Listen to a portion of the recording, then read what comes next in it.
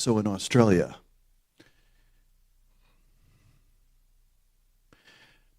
I would see this flash. It happened to every service. You can imagine how many services we've had here. We blew through them, we didn't break, but there was really 10 services, but we just didn't break here because of the facilities the way it is. But we would do 8 to 10 services everywhere we go in the 3 days. And every service, an angel would come and stand beside somebody in the crowd in Australia. And I would call them out, and I would have them come up here. And as they're coming up here, the word of the Lord would come to me. And so I saw there was so many people, they had to stand, and it was a big church. They had to stand. So I see an angel standing back there, and I know that I have to call them out. So I call them up, and they walk up here. And I say, "Thus saith the Lord. The Lord is going to confirm your ministry. I've heard your cry. I've heard your prayer. And the Lord has sent you as a voice." And I went on and on and on about this. And they start shaking and crying.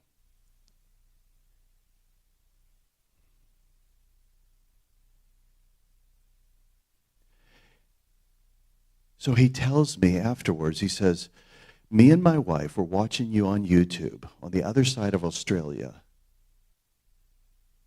And we grabbed hands and said, 'Lord, we're going to get on a plane.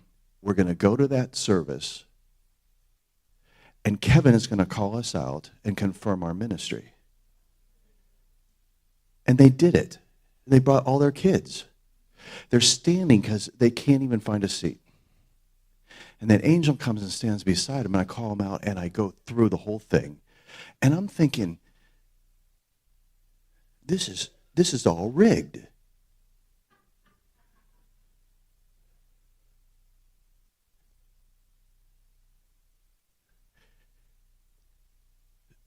So if you want the pure, if you don't want the spectacular, but you want the supernatural, then you need to ask God and talk to him in your personal walk with him and ask him to confirm.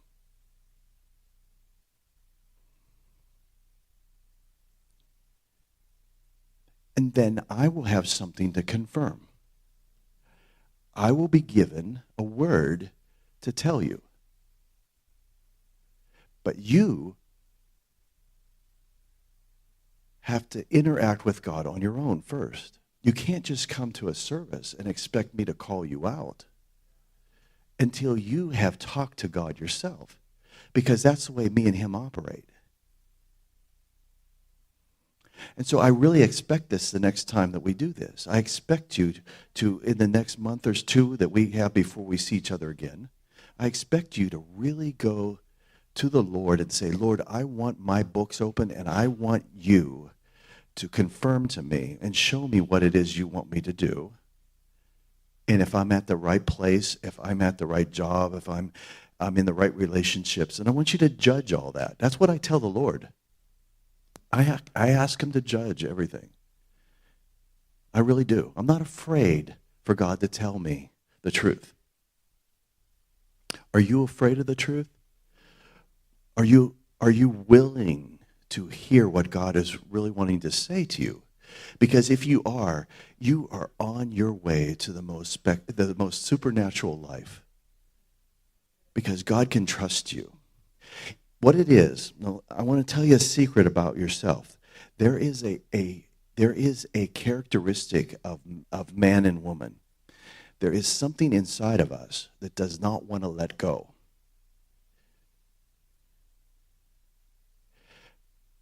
We're afraid to lose because we fight for everything we have. And we're afraid to let go. And it's inside of us, and it needs to be burned out. And it usually is a process. Now, most people can't be used of God in a supernatural way until they're older, because there's this element of pride inside of you that needs to be burned out. And I know what I'm talking about. I was wanting to know if maybe tonight we can just really let the Lord burn that out.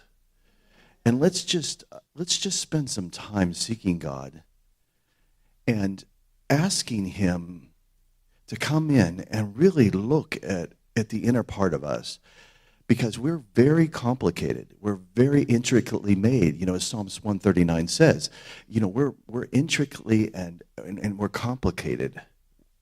And we were never designed to live in a fallen world, just so you know. We're very complex. Please listen to me. You're going to have to trust me. We're very complex. And we weren't designed to live in a fallen world.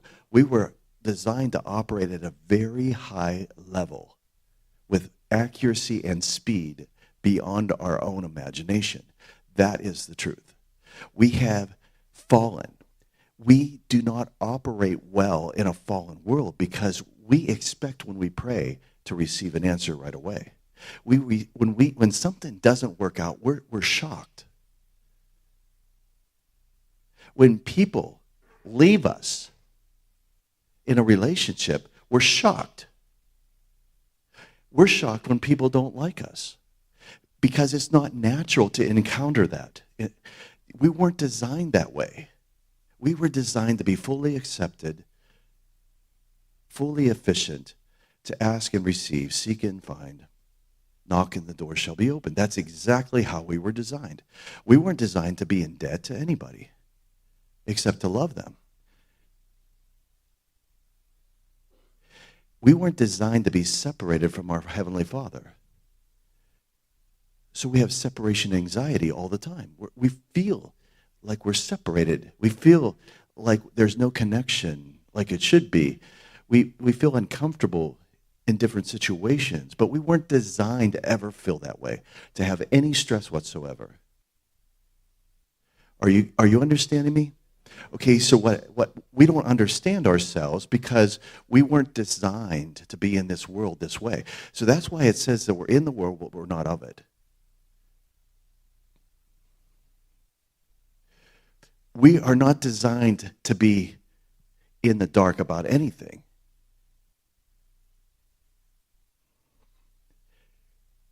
You should never come to a meeting like this and not get your answer.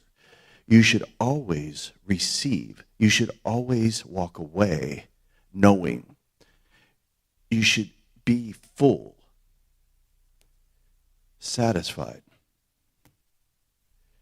It's foreign for your car to break down to you inside. It's foreign for you to owe anything or to pay interest.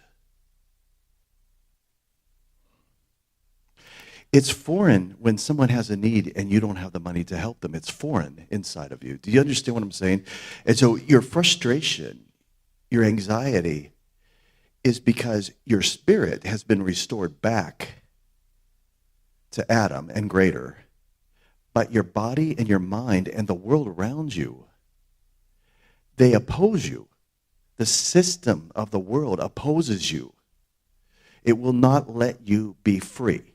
It will not let you operate in the fullness of who you are. Are you understanding me?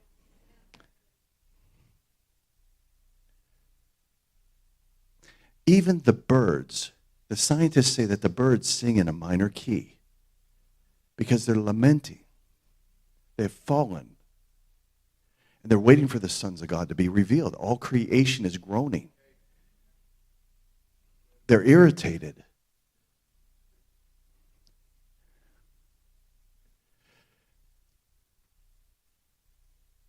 I even saw it. I even saw it when I was in Africa and on safari, and the lion was right behind us, following us in the Jeep.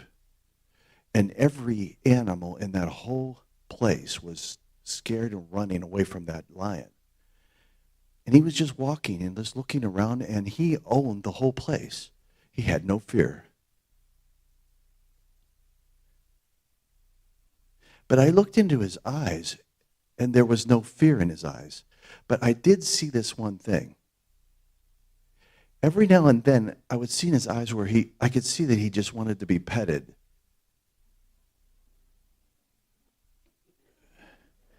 And then he wanted to kill you, you know.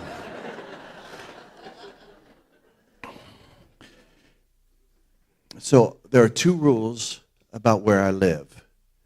I don't pet the alligators, and I don't play in the street. Those are the two rules, and everything goes fine. So you don't pet the alligators. But see, we're in a fallen world where the animals, they fight each other. But see, it wasn't supposed to be that way from the beginning. I'm explaining this to you because I'm trying to defend the Lord. Because you're in a fallen world, God is limited by how you perceive him and you receive from him. Now think about what I just said. Because he's much greater in every way, but it hasn't been revealed to you and you're not experiencing it. So you're never going to grasp him. Even when you're standing before him in the throne room, like I was, I could not grasp him even then. And he wasn't even old. The Father is not old, even though he's called the Ancient of Days. I'm not going to go up and play with his beard. And the Holy Spirit, he's not a bird. He's a person that looks like Jesus.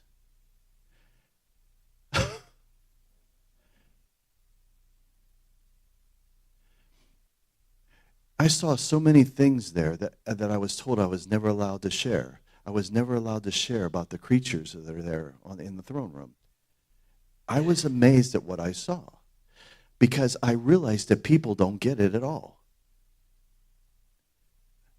I realized that I didn't get it, but we don't get it. There's so much more to God that is hidden than there is revealed. And if you don't believe me, John even said that even if we did record everything that Jesus said and did, there would not be enough books, right, to record it. Okay, and I don't have the CD set of the 40 days he taught after his resurrection. But he had sermons every day for 40 days that are not recorded about the kingdom. So I'm fully convinced that what he knows about you that's right around the corner would blow you away. But you have to perceive them in the Spirit. So if you really want to grasp what God is doing in your life and know what is about to happen, there is something that you need to do right away, and you got to promise me that you do it, is you have been given the Holy Spirit, which is a person, not a bird. He doesn't want your bird seed.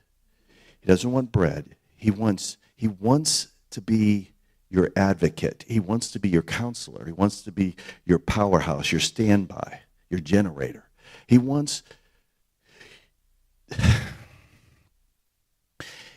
to talk to you and explain things to you, and then he wants to walk you into the supernatural, into his realm. And he wants you to operate at his speed in full understanding of why you're here. And then people are going to come and confirm to you what you have found out. That's what the gifts of the Spirit are for.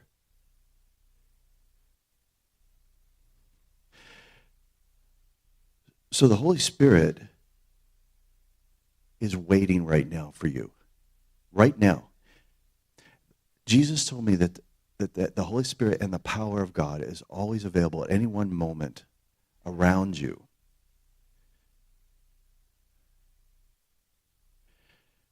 And there's this element of pride that keeps him out,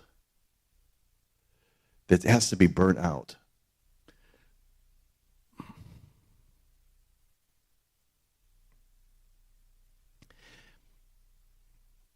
He comes and he takes you. He sweeps you away. But you got to give him permission. And for us to go on to the next phase of what God has for us, we must enter in. We have to depend upon him. He is the revealer of Jesus. Now I asked somebody who is like my papa.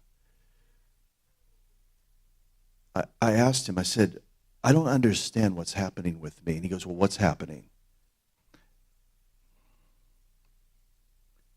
And I told him, I said, this is what's going on, and this is what's happening when I'm ministering. And I don't feel my body anymore. I don't feel like I can't feel the floor. And I'm speaking, but I don't know what I'm going to say next. And he says, oh, you're speaking from the glory. He says, you're speaking from the Holy of Holies. I said, well, how is that different than where I've come from? He says, well, he said, where you used to speak from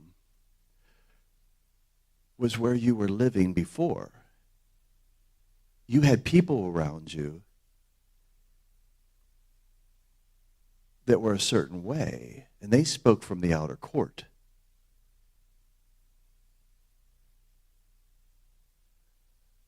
And I always thought, my friends in the faith camp, they would just rattle off these scripture verses like a parrot, and there was just no relationship to it. And when I met Jesus, there was such a relationship between me and him. He loved me. And I was so disappointed when I came back that none of the people on the earth had gotten the facts that I was his favorite.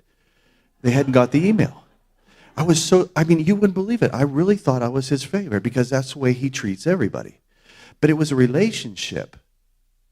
And there was a way he taught me how to become irresistible to where favor would overcome me and everybody else around me. And I went on into the Holy of Holies, and I didn't have to twist God's arm to do something he already wanted to do for me. Is everybody following me? Because in the faith camp we were taught, just keep saying it, and confession, and we talk about Jesus like he's not even in the room. But he is in the room because there's more than two of us here. He's right here. There's more angels in this room than there are people. I'm serious. So I don't need to convince God of something that he already wants to do. And it's really hard. Is there anybody that understands? Like if you're taken to the future and you see that everything is already done, I was already in everybody's future. I saw the end. We were all in the throne room worshiping. We were singing the song of the redeemed. White robes of millions and millions and millions of people, as far as I could see in every direction, worshiping the Lamb. I already saw it. I saw how it's all going to end. I saw the process on the earth of the end times.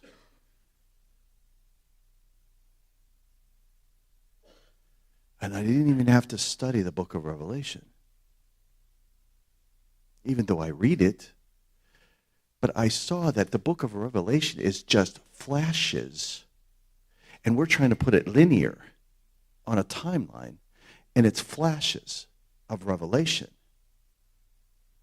Because God is not linear. He's cyclical. Cycles. So it's Greek thought that lays it out. If you ever noticed, our calendar is just Greek gods. Our days, our months, they're all Greek gods. The Greek thought is linear. Satan did that to lock out the truths of God because it's all seasonal. It's cyclical. So we have passed a season and now we're entering into another season. You feel a shift. But you can't interpret it linear. Does everybody understand this? So the book of Revelation is flashes. But there are portions of the book of Revelation where the church is not even mentioned anymore. And it's actually really early in chapter 4. Okay? Isn't it interesting that when Daniel was writing, there's a point in the first couple chapters where it switches from Hebrew to Aramaic until it get to like chapter 5. And it goes back to Hebrew again. Why?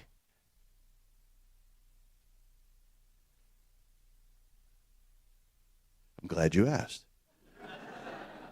Because Aramaic was the more modern version. And Daniel lived 400 years before Jesus. He was right there, right there when it went from BC to AD. And Jesus spoke Aramaic.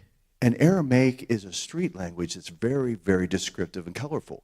Whereas Hebrew was an ancient, it's a dead language, the biblical Hebrew. And so Jesus would speak, and when he was speaking to me, he was really speaking to me in Aramaic, but I understood it English-wise.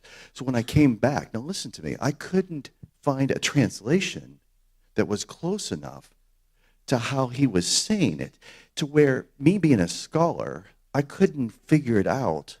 It was much better. It was still the Bible, but it wasn't these and thous. And he told me that if you experience a translation that takes away from the power of God, Jesus said it's not the right translation. If it takes away from the power of God. Okay, so listen to me. I was talking to this guy and I said, what has happened to me? He said, you have shifted over into the Holy of Holies. And the ministry is now from that place. You're speaking from the glory. You're not speaking from the faith realm.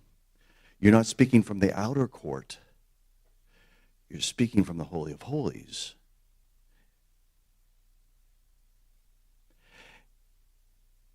And I saw when I was in heaven that John chapter 1 verse 12 is the key to our whole life. It says, for those who believed in him, he gave them the power to become sons of God. And that word power is not dunamis. It's exousia. He said, I have given you the authority to become sons of God.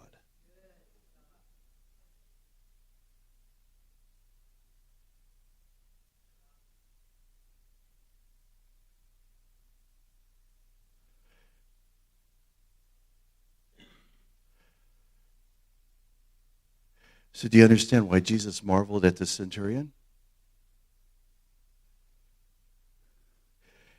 So I'm going to tell you something that's probably you're going to need to get new parts for your brain after I tell you. You're going to have to go and get some things replaced. But I'm going to tell you anyway, if you don't mind, okay? Because you cannot interpret the book of Revelation based on Greek thought. But you can interpret it by John chapter 1, verse 12. If you come to God as a son or a daughter of God, God will show you the book of Revelation.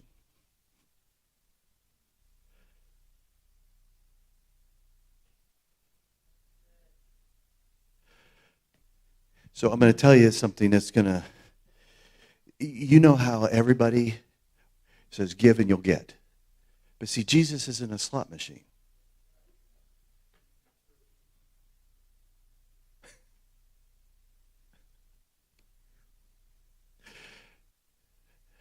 So I'm going to tell you something that's going to flip you out. Did you know that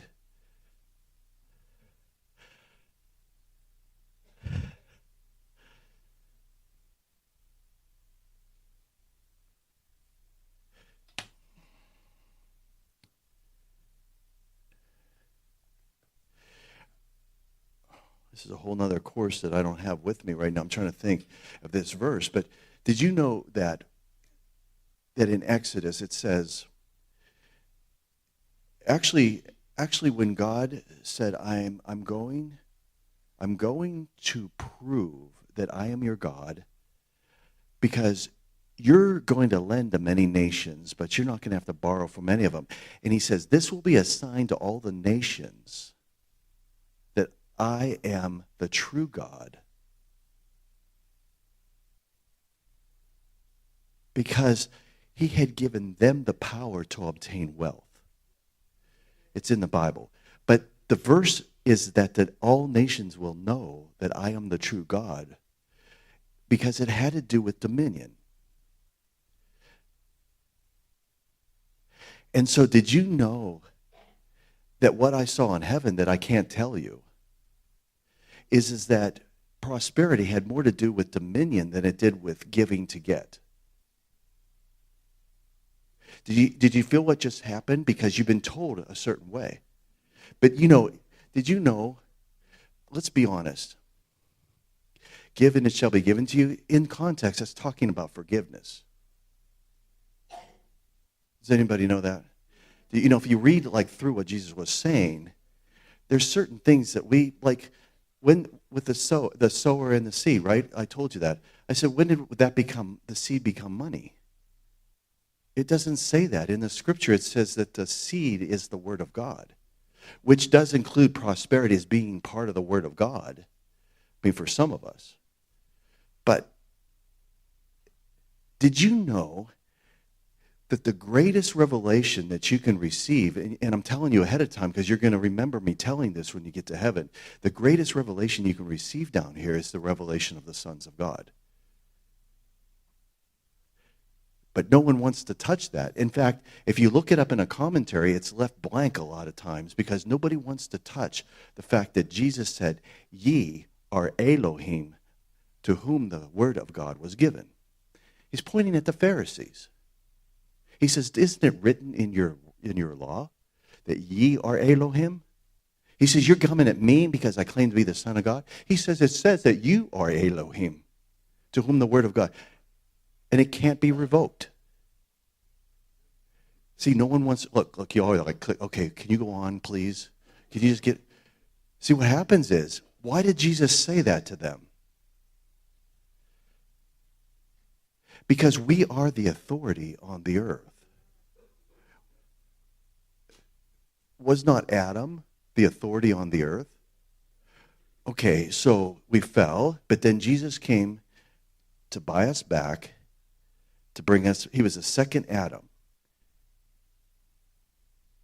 He bought us back, restored us back, and yet we do not see it complete yet because of the culmination of the ages must come. We receive our resurrection body, and then we will see him as he is. But it says this, no one quotes this part of it, and we will be like him. No one wants to say that. They say, we're going to see him as he is one day. No, say the whole verse. And we will be like him. That's what happened. That's what I saw. I saw that everything down here has to do more with dominion and authority than it has to do with power. It's exousia, not dunamis. Do you understand that? There's two words for power. You will receive power when the Holy Ghost comes upon you. That's where you get the dunamis. But there are times where the power is in authority, which means that you can be Barney Fife and stop a car by putting your hand up and showing your badge. You're going to laugh the whole time if it's Barney Fife, but you better stop. Because he does have one bullet. Okay, do you understand what I'm saying? That is a different kind of power because it has been given to them by a higher authority. Are you getting this? So when Jesus said, and he sent them out, he gave them his word and sent them out, the 70. They were surprised when they came back that it actually worked. And the Holy Spirit had not come yet. You understand? So prophecy is the testimony, the spirit of prophecy is the testimony of Jesus. So when you start to talk about Jesus, prophecy comes in the room, which is why what happens in the meetings that I'm in, that's why it happens, because I don't talk about myself. I talk about him, And then the room fills up, and you guys are like flipping out. But this is where it happens all over the world, because I didn't come to talk about myself or promote anything except him. But because I do that, everyone gets a piece of the other realm, and they take it with them, and it's permanent. I've been telling you, you will never be the same again. It's already happening in this room. But see, the prophetic, I can feel the prophecy coming in the room right now. I can feel it coming in. It's amazing to me. I'm feeling it. I'm getting drunk because I start to get tingly on my lips.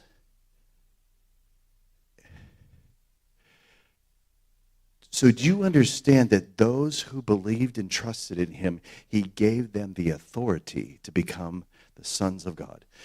And because he has commissioned you, you don't have to feel anything. When I had a gun and a badge, I could go out and direct traffic. And all I'd have to do is hold my hand up. I didn't even have to have a white glove on. And I would just go like this, and people would stop. The power was not in my size. The power was in the badge, which was authority over me. I represented authority. So do you understand that what Jesus has given you is he's given you permission to act on his behalf on this earth, which is the mystery of the ages. It's the mystery.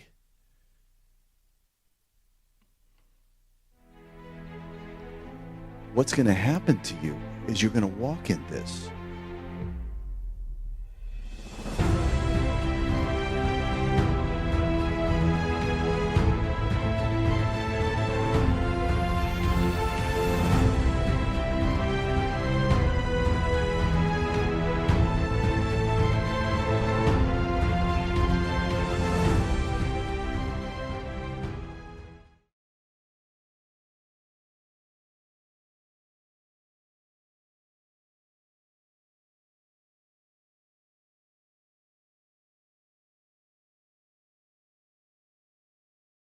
Eu vou começar a mostrar para vocês como é que é feito o jornalismo bandido e depois mostrar como é que eles são partido político.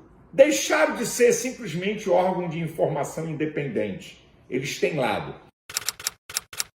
Olá, povo abençoado do Brasil. Esse é um dos vídeos mais importantes que eu já gravei até hoje. Deu uma mão de obra que eu nem conto para vocês para juntar tudo que é dado.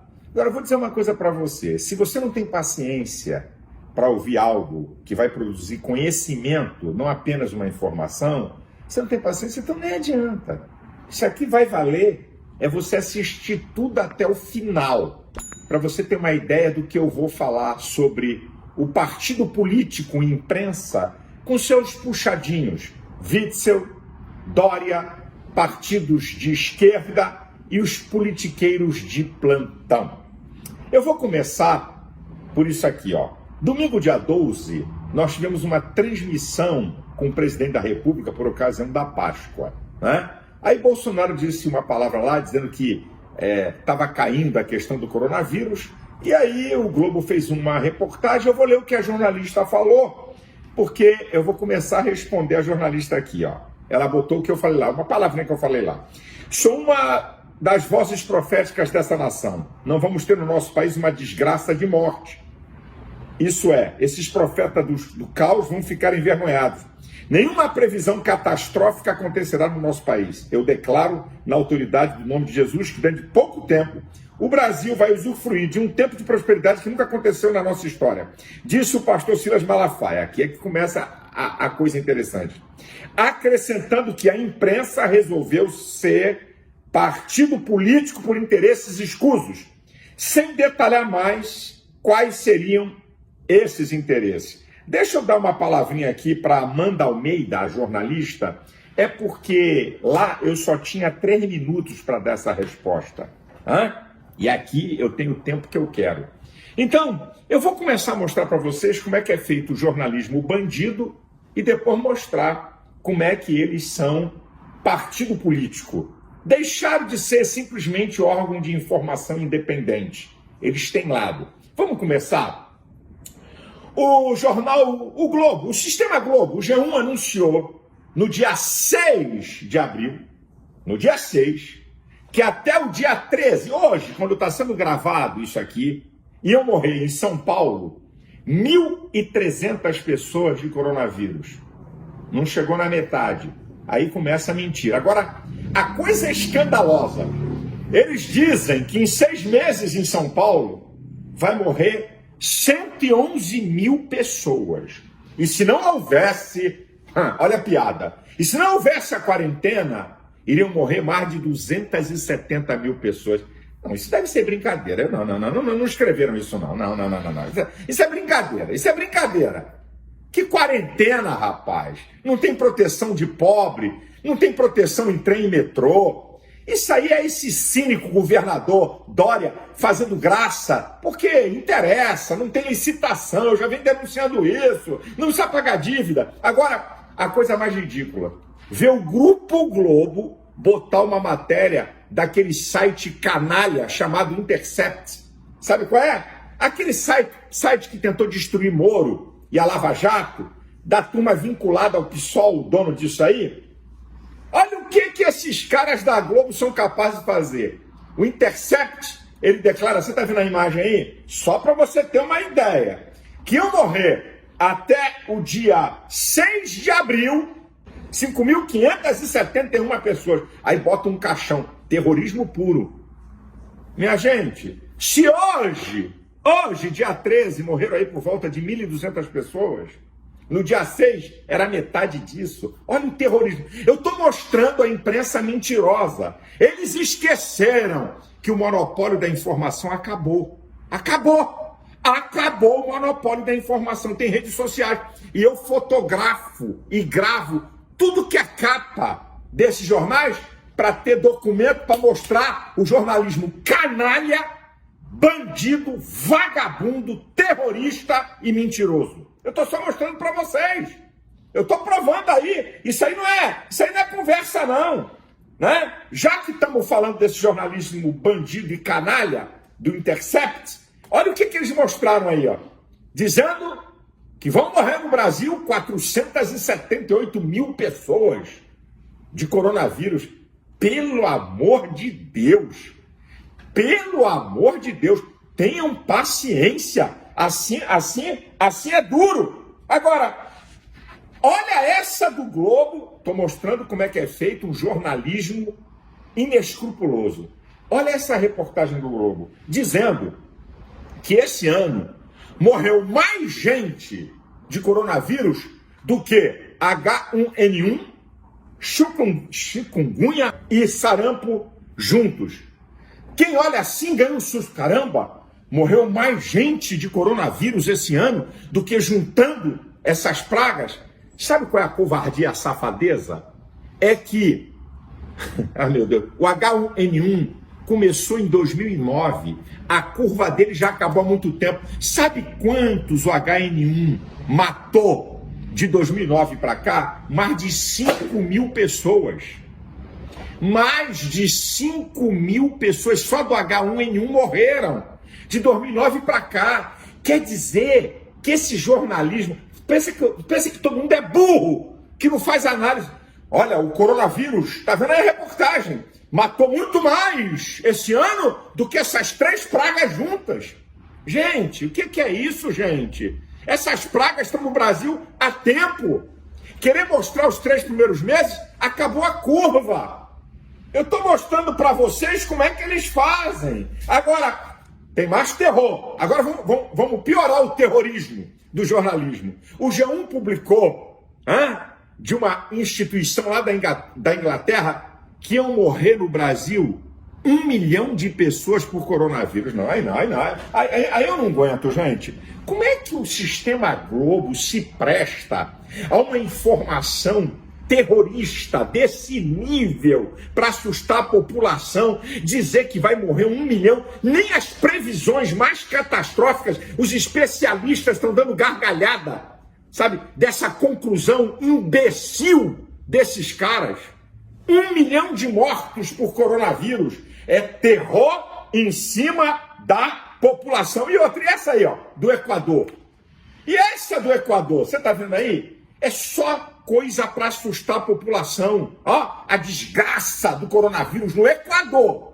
Não é no Brasil, não. Aí, reportagem bem desgraçada para assustar o povo. Eu estou mostrando para vocês como é que é feito. Agora, eu vou mostrar a cereja do bolo da canalice jornalística. Isso aqui eu chamo a cereja do bolo da canalice jornalística. Eu já vou entrar. Como é que eles viraram partido político? Segura aí. A cereja do bolo é mostrar covas abertas em um cemitério. Minha gente, isso é muita covardia. Isso é para assustar o povo. Agora, eu quero que vocês assistam esse vídeo. Olha a voz, como é que é impostada para dar medo no Fantástico. E olha o que um cara foi pesquisar. Assiste aí. A imagem do cemitério da Vila Formosa estampa a capa de um dos principais jornais do mundo. São Paulo é o estado que concentra o número mais elevado de mortos.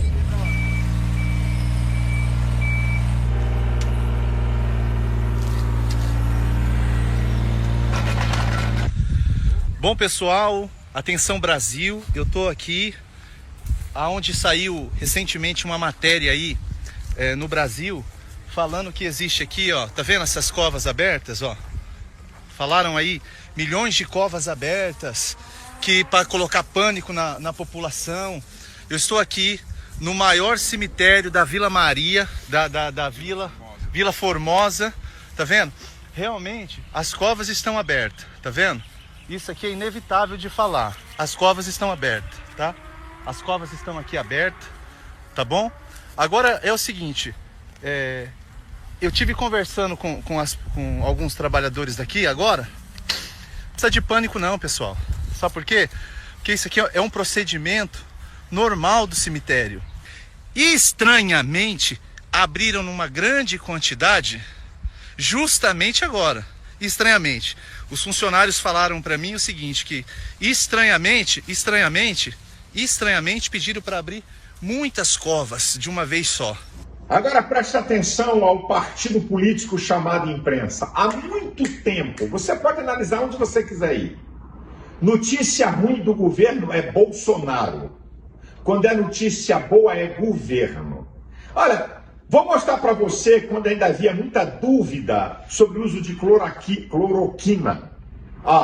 Bolsonaro defendendo. Aí é Bolsonaro defendendo. Você tá vendo?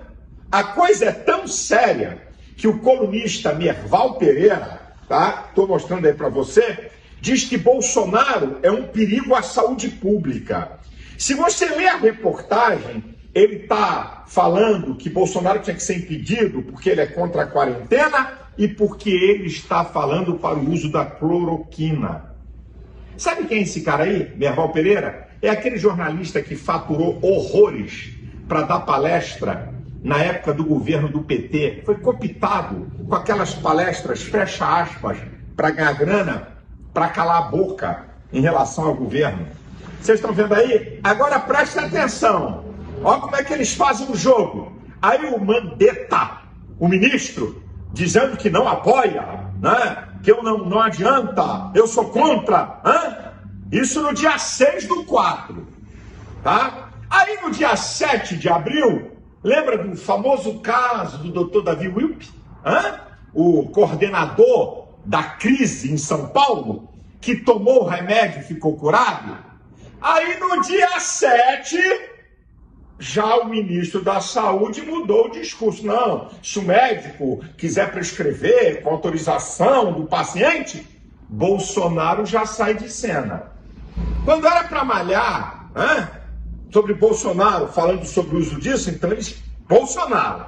Na hora que começa a virar notícia a favor do que Bolsonaro fala, aí já não é mais Bolsonaro, aí é o ministro da Saúde. Gente, é um jornalismo muito bandido, que tem partido político, é jornal partidário, não é isento. Agora, senhores, preste atenção. Bolsonaro tomando vaia no panelaço. Ih, rapaz, isso durou 3 dias a reportagem, nos jornais. Jornal Nacional agora é a coisa fantástica. Tem a coisa fantástica. O panelaço que foi feito quando o Mandetta estava falando, a Globo, não sei, deve ser uma coisa paranormal, não sei. A Globo codifica que esse panelaço era de apoio. O panelaço, quando o Bolsonaro está falando no Jornal Nacional, é contra. Mas quando o ministro da Saúde está falando, o panelaço é a favor. Eu estou mostrando para vocês como é que eles trabalham. Eles mesmos fazem essas reportagens. Agora, minha gente, olha como é que é feito. Teve no sábado, dia 11, carreatas em São Paulo mandando bala em cima de Dória. Olha o que o Globo bota numa reportagem pequenininha. Os apoiadores de Bolsonaro. Quando é contra Bolsonaro, é o povo. Quando é a favor de Bolsonaro, são os apoiadores de Bolsonaro, não é mais o povo. Eu estou mostrando para vocês como é que a imprensa tem partido político. Ou melhor, virou partido político. Agora, coisa mais linda. Vocês estão vendo aí? É a primeira página da Folha de São Paulo, do dia 11, sábado. Não tem uma linha na Folha de São Paulo, uma linha da carreata feita contra a Dória. Não tem uma linha. Eu entendo por quê. Porque Dória destinou verba para mídia, destinou grana. Então, contra ele não tem nada. Vocês estão vendo? Agora, olha o que a imprensa não quis mostrar. Eles estão falando, o Bolsonaro perdeu prestígio, Bolsonaro tá mal. Aí o Bolsonaro, sábado, meio-dia, em Goiás, Águas Lindas, vou mostrar a imagem para você. Olha como é que ele não tem prestígio. Onde é que vocês viram isso? Onde é que saiu isso? Sábado, 11 de abril, meio-dia, Bolsonaro em Águas Lindas. Vamos ver.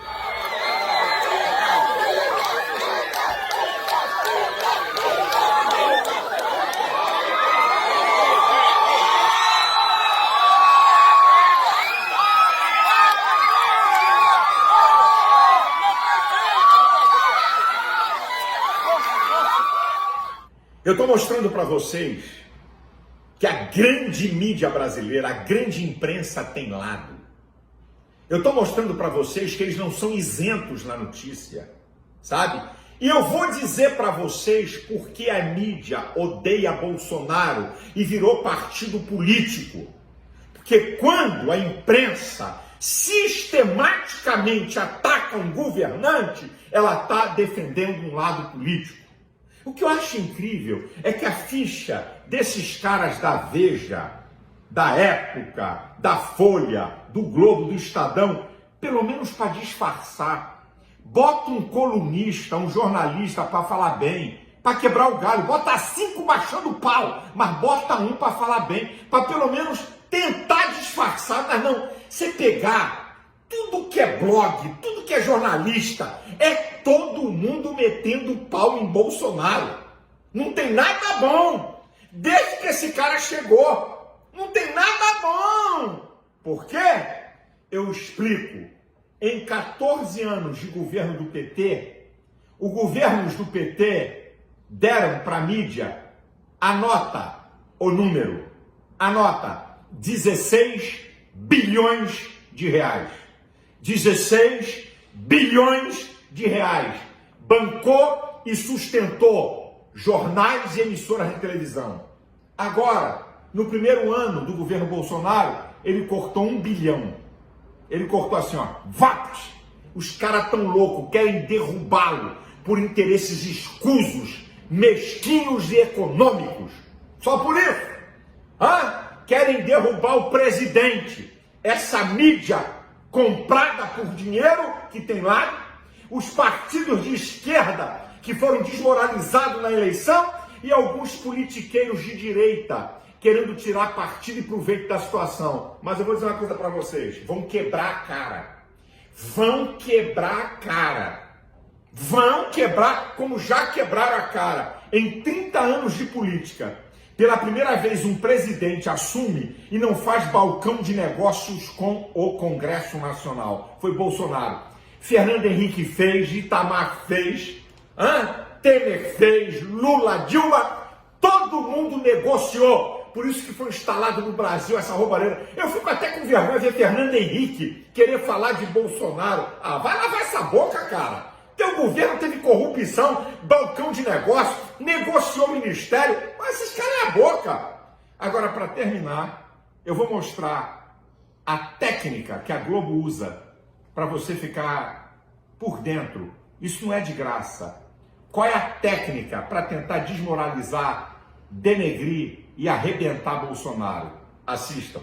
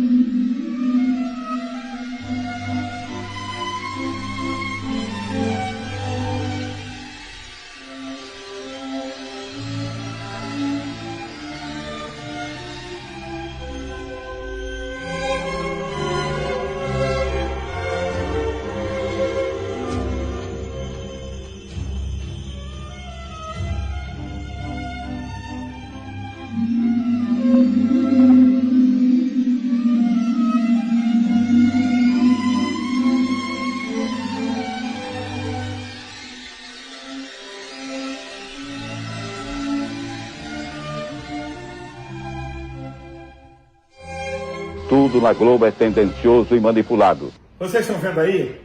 O meu conselho para vocês é o seguinte. Eu não estou dizendo aqui que Bolsonaro está certo em tudo. Eu não sou criança, sabe? Eu tenho independência para criticar, para falar o que é certo. Mas o jogo é muito pesado. O jogo é muito pesado. Todo esse vídeo aqui, eu estou mostrando para você para demonstrar que a imprensa brasileira virou partido político. Não é dar a notícia, é induzir o povo a acreditar nos seus interesses mesquinhos e particulares. Nós não temos uma imprensa que simplesmente dá a notícia e você julga. Eu não vim aqui dizer que Bolsonaro acerta todas. Eu não concordo com tudo que Bolsonaro fala nem faz. Mas o jogo é tão bandido, é tão inescrupuloso, que qualquer pessoa com mínimo de inteligência verifica o jogo perverso que a imprensa tem feito para derrubar um governo. Mas eu vou terminar minha palavra dizendo o seguinte: quando acabar isso tudo, dentro de pouco tempo, o presidente da República vai estar mais forte do que eles pensam. E outra, estou profetizando aqui, em nome de Jesus, eu estou declarando aqui. Eu sei que toda morte é uma catástrofe. Eu sei que toda morte é uma perda terrível, mas eu declaro que não vai ter catástrofe no Brasil de coronavírus. Os profetas do caos vão ficar envergonhados. Eu declaro, em nome de Jesus, que isso vai passar. Que Deus guarde você, a tua vida, a tua casa e a casa de cada brasileiro. E dentro de pouco tempo, nós vamos ter no nosso país um tempo de prosperidade que nunca foi visto. Deus abençoe a todos. Deus abençoe você. Obrigado. Olha aí, minha gente, o Descende foi pataquada, oba-oba gospel ou movimento do Espírito Santo? Obra de Deus, obra dos homens? Segura aí o que eu vou falar sobre isso. Quentíssimo. Olá, minha gente. O tema dessa minha palavra é sobre pataquadas que eu andei vendo e ouvindo aí sobre esse magnífico evento, o Descende. Eu vou usar isso, mas eu vou ampliar um pouco, ok? O assunto, que eu acho que vai ser muito importante. Eu vou dar aqui algumas instruções para você, que você pode aceitar ou não, e fazer uma análise aqui fria, sem paixão. Em primeiro lugar, aprenda. Eu tenho dito isso, não é a primeira vez que eu estou falando isso, talvez você vai ouvir pela primeira vez. Tudo que você ouvir, seja de quem quer que seja, inclusive eu que estou falando, faça essas três coisas. Duvidar, criticar e determinar. O que é isso? Qualquer vídeo, qualquer coisa, jornal, televisão, o que colocam nas redes sociais, tudo que você ouvir, tudo, duvidar, criticar e determinar. O que é duvidar? Não aceitar de pronto. Ok? Criticar é analisar o que estão falando, tá? E determinar. Rejeito tudo, aceito parte e rejeito parte. Essa é a primeira coisa que você faz sobre tudo o que você ouvir. Não importa se é o pastor mais santo, se é o cara mais fenomenal, se é o cara mais espetacular, mais inteligente, sei lá o quê. Duvidar não é aceitar de pronto. Criticar é analisar friamente, sem paixão, sem emoção, o que está sendo falado e determinar. Aceito, não aceito, aceito parte, aceito tudo. Agora, com um detalhe, não é ouvir pedaço, não é ouvir 1 minuto, não é ouvir 10 minutos de um troço de 3 horas. Não tire conclusões nas redes sociais por pedaços de vídeo. Eu já sou vítima há muito tempo de gente pegar 3 minutos meus de uma mensagem de 1 hora e querer determinar sobre o que eu estou falando. Então, se você não tem domínio total do que estão te informando, não emita opinião, porque você pode estar cometendo injustiça e fazendo julgamentos errados, caluniosos sobre alguém. Segundo lugar, para você analisar, não é o que estão falando, é quem está falando. Isso aqui é de uma importância tão grande que você não tem ideia, sabe? Não é o que falam, é quem fala. Quem está falando tem peso? Quem está falando tem história? Quem está falando tem bagagem? Quem está falando tem autoridade para falar o que está falando? Então, primeiro, duvidar, criticar e determinar sobre o que você está ouvindo. Segunda análise é quem está falando. Tem crédito? Tem história?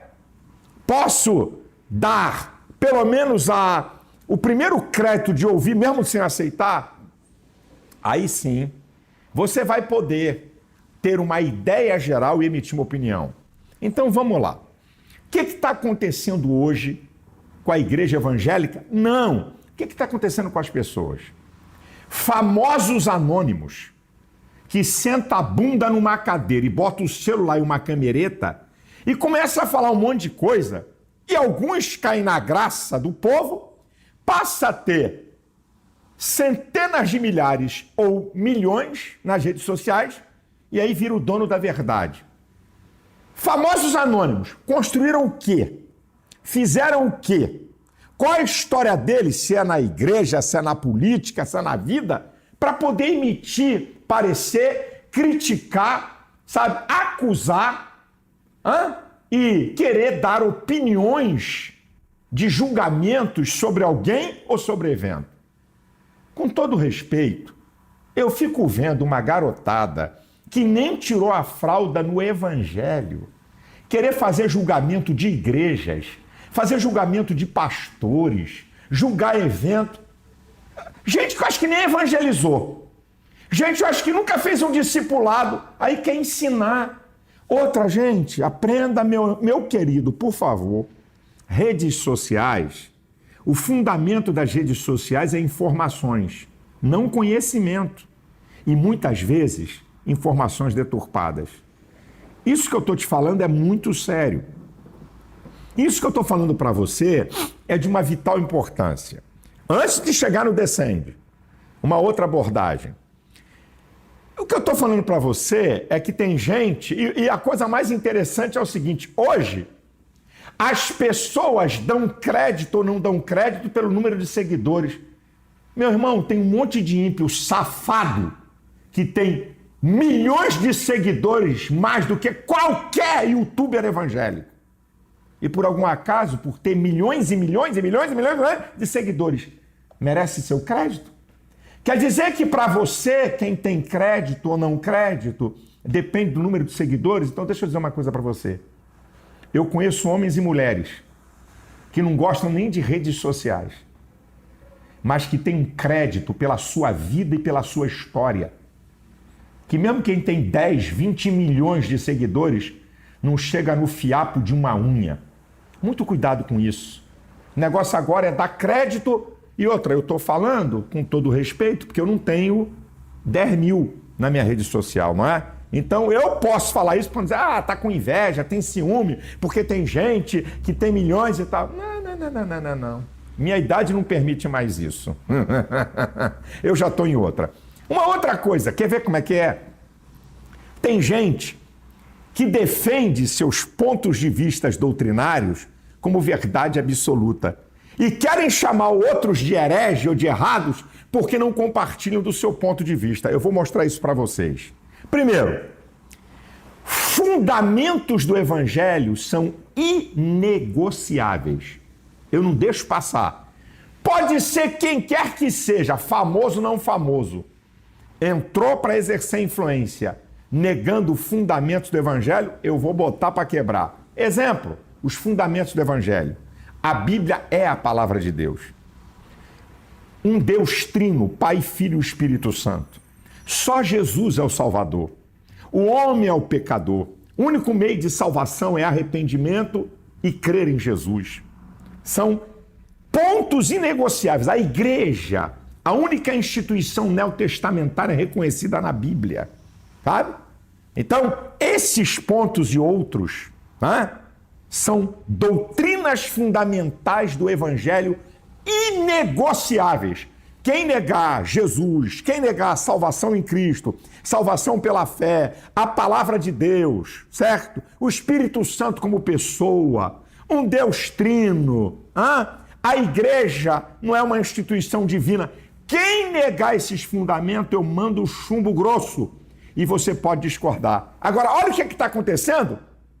Alguns maldosos que sabem o que eu estou falando e outros uma garotada inocente. Você quer ver? Vou mostrar para você. Eu creio em livre-arbítrio. Mas tem gente que crê em predestinação. Esse não é um tema do fundamento do Evangelho. Meus irmãos que creem em predestinação são meus irmãos em Cristo. Aí sabe o que esses... Não, eu nunca botei isso como ponto meu importante. Mas eu tive que fazer um vídeo por quê? Quem acredita em predestinação quer dar uma ideia de que quem crê em livre-arbítrio é herege. É isso, acorda, irmão. E com todo respeito, para cada texto da Bíblia que possa dar uma ideia de predestinação, tem 10 para dar ideia de livre-arbítrio. Isso não é um ponto fundamental do Evangelho. Então, tem irmãos que creem, ok? Que creem na predestinação, outros creem no livre-arbítrio. E somos irmãos. Eu só fiz um contraponto porque os caras que começaram a querer mexer com o movimento pentecostal, tá? E querer dizer que nós estamos doutrinariamente errados. É uma questão doutrinária não fundamental. Você quer ver um outro assunto? Prosperidade. Esse é muito interessante. Existe a teologia da prosperidade e o besterol da prosperidade. Tem vídeos meus de 30 anos, eu vou dizer uns aqui para você. Pode pegar aí vídeos de 30 anos. Eu quero ver pregar essa teologia lá na África. Aí, tá vendo? O Malafaia é contra a prosperidade. Tiram de um contexto. Eu estou falando do besterol teológico da prosperidade, todo mundo vai ficar rico. Se você não tem as coisas é porque não tem fé, entendeu? Se você der oferta aí que você vai ficar, vai ter grana. Eu sempre combati isso. Sempre combati o besterol da teologia da prosperidade. Mas eu creio na prosperidade, então rasga a Bíblia. Mas se você crê na teologia da desgraça, você é meu irmão. Ok, é um direito seu. Eu creio na prosperidade de um Deus que é próspero. E prosperidade para mim não é só dinheiro. Quem te falou que na Bíblia prosperidade é só finanças? Eu não estou falando sobre o tema. Eu tenho uma mensagem, uma vida de prosperidade. Desafia qualquer um me refutar dentro da Bíblia, o que eu falo. Vai, busca aí no canal do YouTube. Então, prosperidade é paz com Deus. Prosperidade é bem-estar, alegria de viver, vida abundante, paz com os irmãos, vida feliz. Existem ricos que são ricos e não são prósperos. Existem ricos prósperos. Existem pobres que só são pobres e não são prósperos.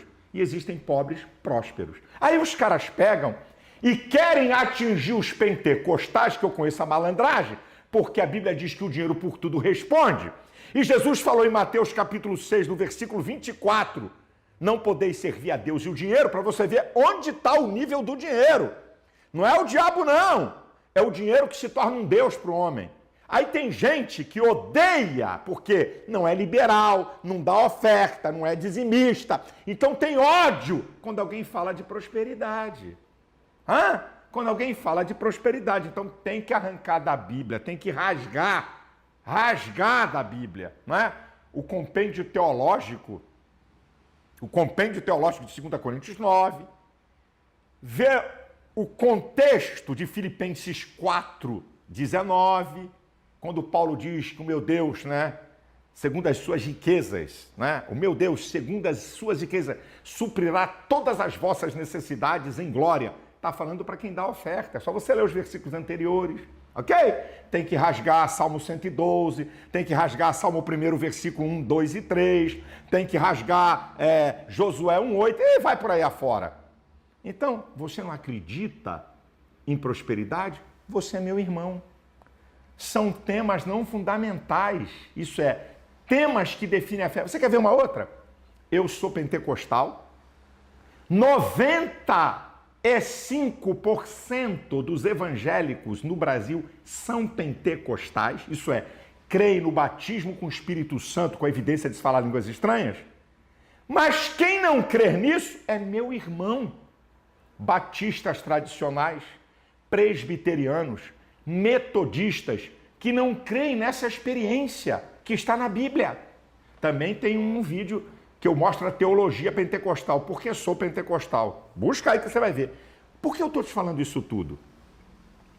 Para você entender que pontos não fundamentais nós podemos ter discordâncias.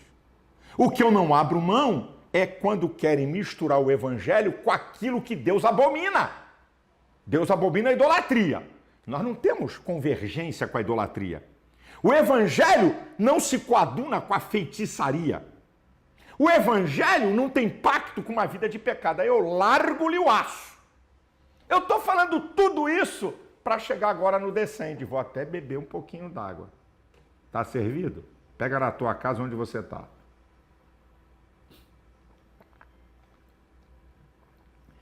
Deixa eu falar uma coisa para vocês.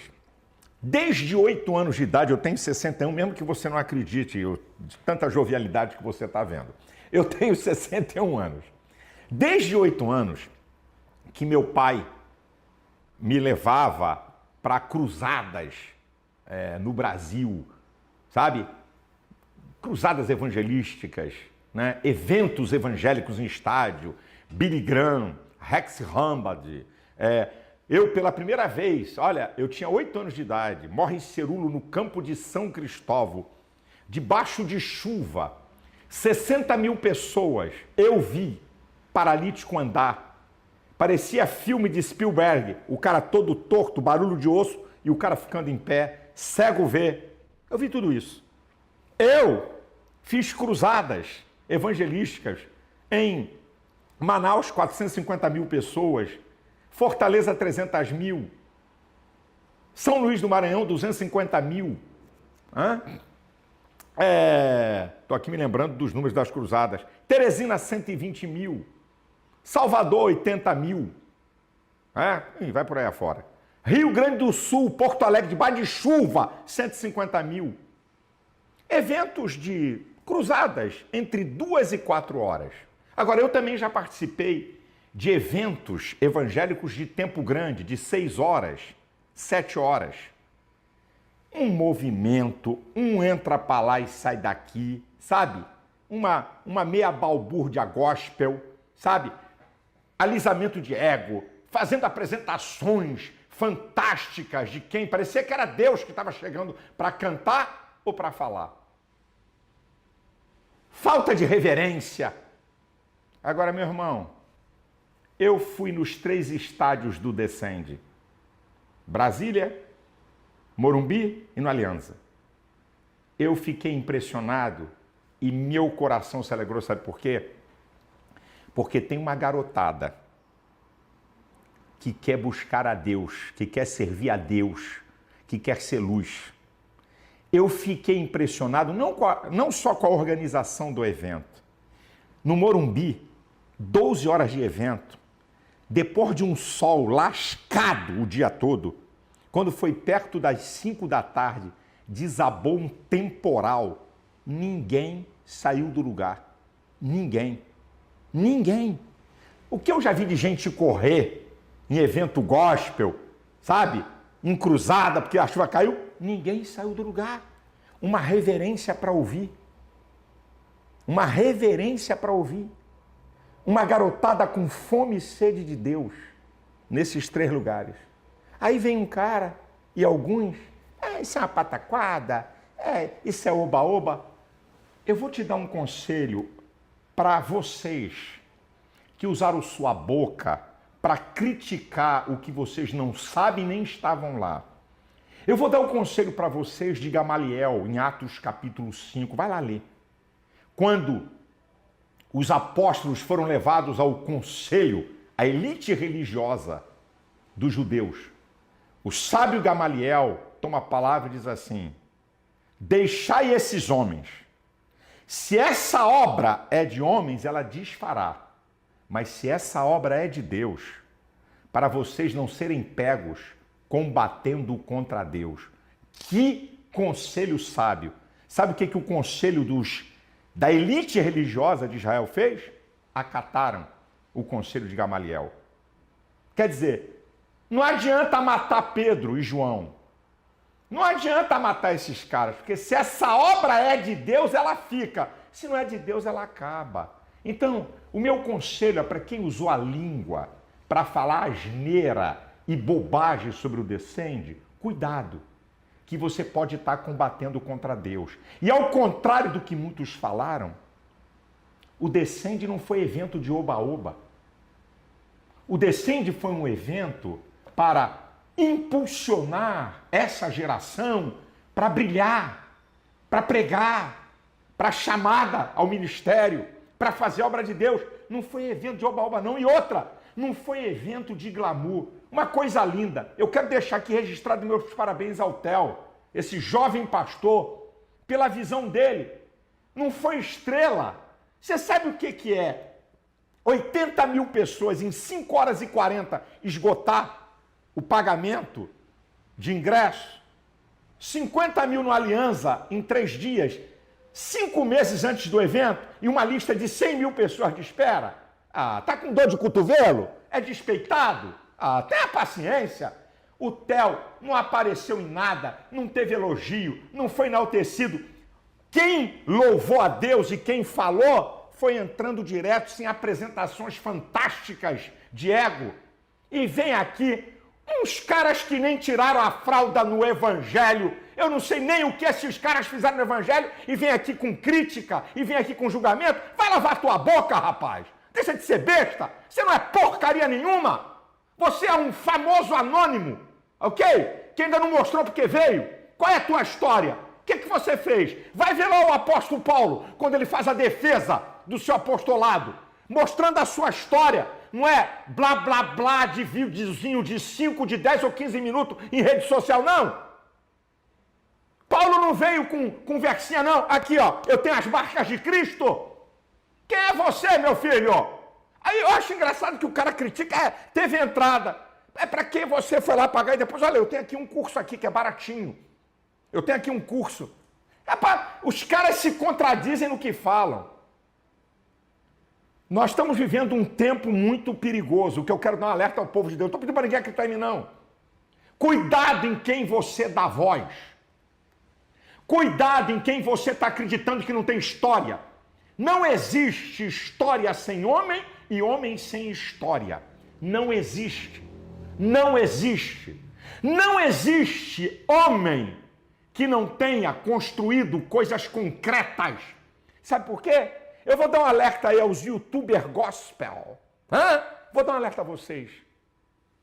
A vida é tão dinâmica, a coisa está tão dinâmica, que daqui a pouco tempo aparece um outro fazendo melhor o que você está fazendo. E você, ó, é jogado para escanteio. E você está crente que está abafando que ser youtuber, que ter milhares ou milhões no Instagram, ou sei lá que porcaria, ou no Facebook, ou sei lá que raio de parta seja, e você acha que está crente que estão abafando.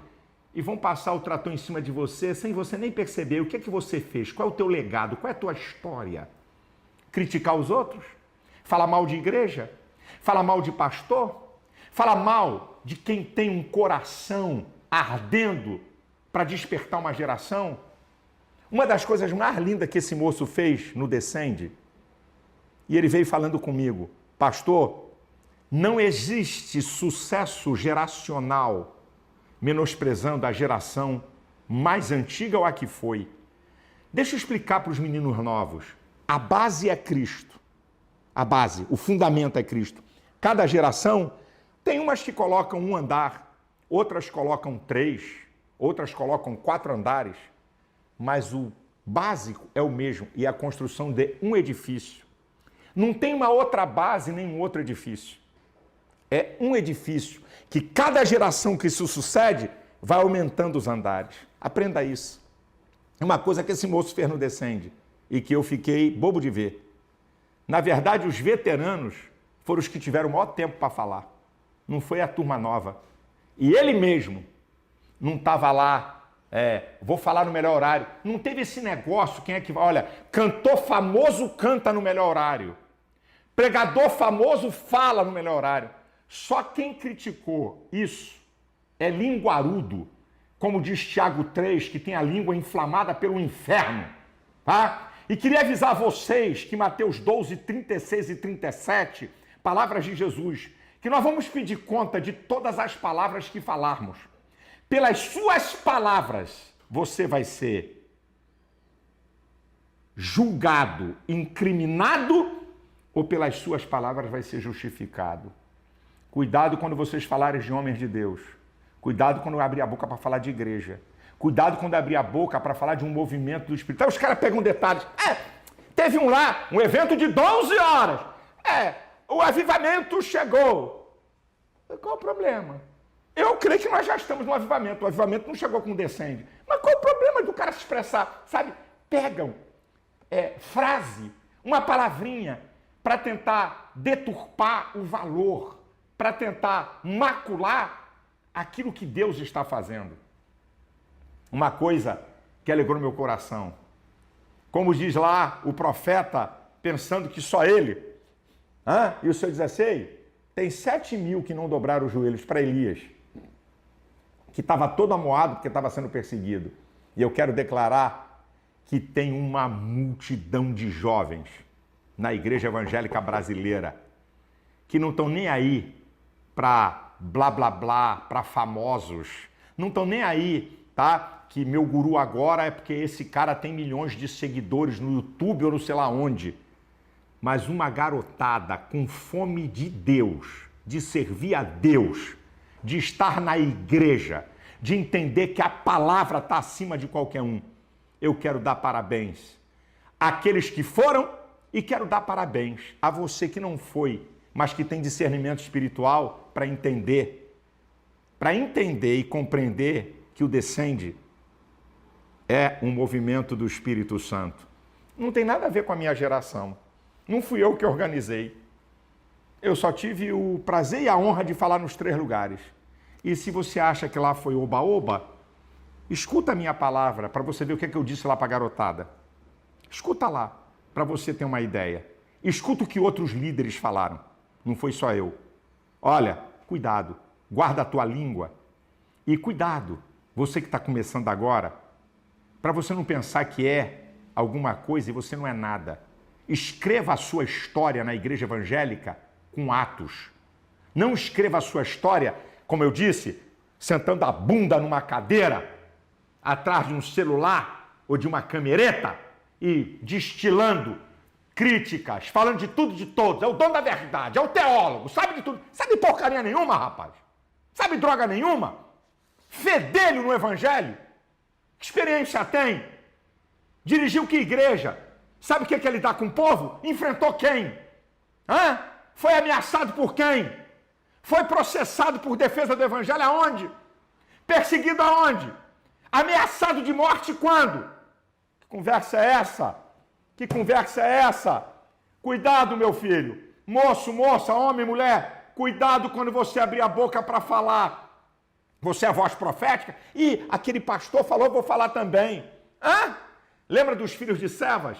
Que foram expulsar demônios, porque Paulo expulsava em Atos 19, o que o demônio falou para ele? Ei. Conheço Jesus e sei quem é Paulo. Quem são vocês? Não reconheço vocês, não. Até o diabo sabe quem tem legalidade no mundo espiritual. Vamos crescer. Mente de Cristo é o Espírito Santo que te dá uma capacidade de discernimento superior a qualquer um. A mente de Cristo. Fica aqui a minha palavra, ok? É apenas um alerta. Não acerto todas, nem tudo que eu faço, não, eu sou inerrante, eu não vim aqui para passar isso. Eu também estou lutando para fazer a vontade de Deus, lutando para vencer minhas limitações e falhas, lutando também para colaborar como uma voz profética que Deus me levantou nessa nação, sem ser melhor do que ninguém, sem ser mais importante do que ninguém, mas reconhecendo o trabalho de outros. Um beijão a todos, Deus abençoe você.